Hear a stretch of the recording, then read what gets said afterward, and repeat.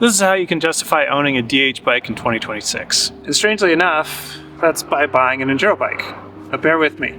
Now, of course, there's never going to be a perfect replacement for a downhill bike. These Enduro bikes at 180 mil of travel in the front are getting pretty darn close, but Orbea has done something that really bridges the gap. So let's get the basics out of the way.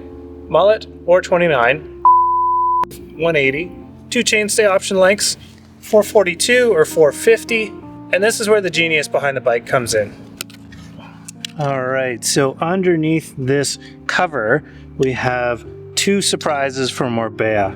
One being the yellow portion that you can see here. Now this is the Mullet link, and I have in my hands here the 29er option and the DH option. If you can maybe see this on the camera, we have high and low positions as well as linear and progressive. So what you can do is you can move this around.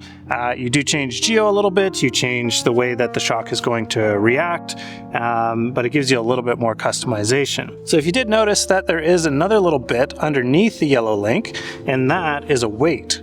So this is 530 grams attached to the bottom of the bike. This leads us to the conception of the bike.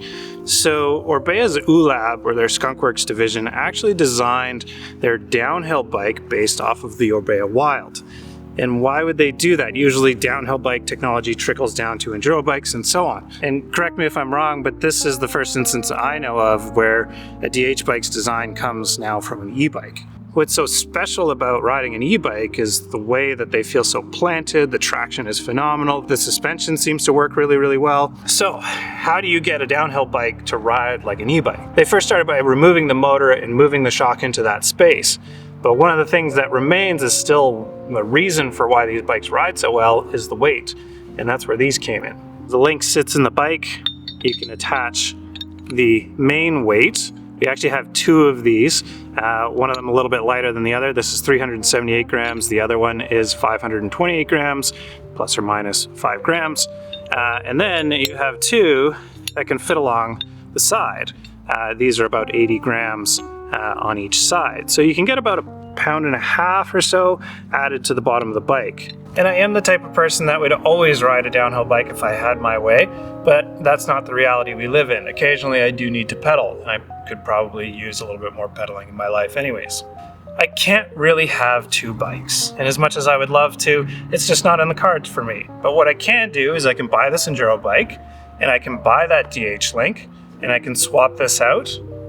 I can swap the fork, I can swap the shock. Another thing to keep in mind is that you will need another wheel with a 20x110 hub, likely, unless you're running like a Bartlett or something weird like that. But I can turn this into a downhill bike for the odd time that I'm going to the bike park. Now I should preface this by saying that I already do own a dual crown fork, and I'm probably going to get a Bomber CR because it's $400 and it's awesome, but that does make things a lot more justifiable than buying another $7,000 DH bike. A few extra parts in the basement, nobody's going to know. And that's why I've chosen the Rayon for my bike in 2026.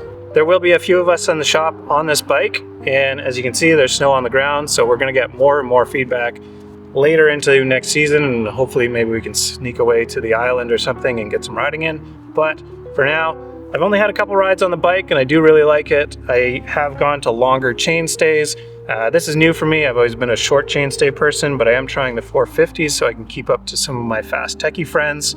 And I do like the way that it positions me a little bit more over the front. I don't necessarily need to kind of feel like I'm throwing myself over the front. I'm just kind of centered on the bike, and I'm getting a lot of nice traction.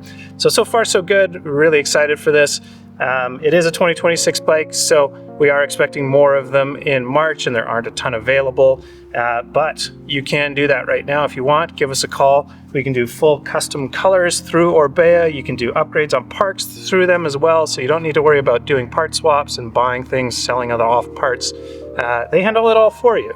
Go on the website, customize one for yourself. Let us know if we can order that in for you. We'll see you out on the trails.